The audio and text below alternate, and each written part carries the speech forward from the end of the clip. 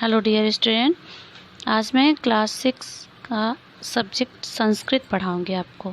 Sanskrit chapter 3 तृतीय पाठ है सर्वनाम परिचय। आज मैं आपको सर्वनाम का परिचय बताऊंगी कि सर्वनाम कहाँ किस स्थान पे लगाया जाता है।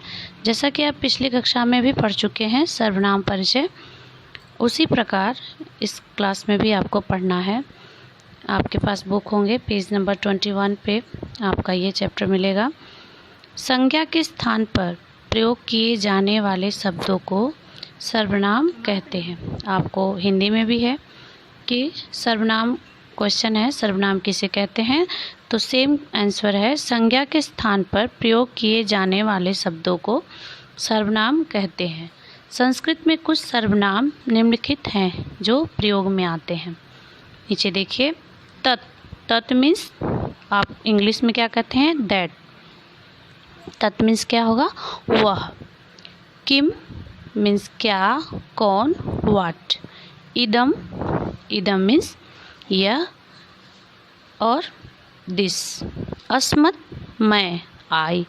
एतत् दिस, यत् जो मीन्स हु। सर्व मीन्स सब, ऑल। युष्मत् तुम या यू। तो ये तीनों भाषाओं में है, हिंदी, संस्कृत और इंग्लिश।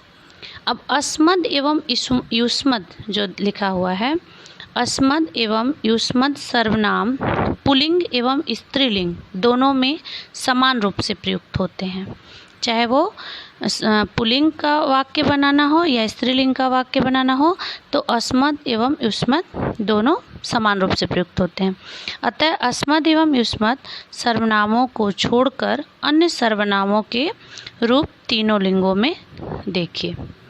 तत् मीन्स वह, स्त्रीलिंग में, पुल्लिंग में, स्त्रीलिंग में, नपुंसकलिंग में, तीनों लिंग में आपको तीनों वचनों में देखना है। आपको पहले भी पता है कि लिंग कितने होते हैं, वचन कितने होते हैं, ये सब आपको पहले से भी पता है।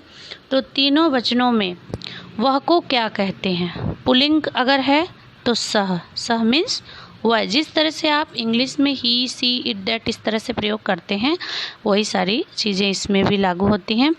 अब देखिए, सह मीन्स वह, और दो वचन में क्या कहेंगे, तो मीन्स वे दो। बहुवचन में ते मीन्स वे सब। इसी तरह से स्त्रीलिंग में सह के स्थान पर क्या लगेगा, सा, और दो लोग हैं तो उसमें ते। फिर बहुत सारे लोग हैं यानी कि बहुवचन है तो ता, अनुस्वार लग जाएगा, विसर्ग।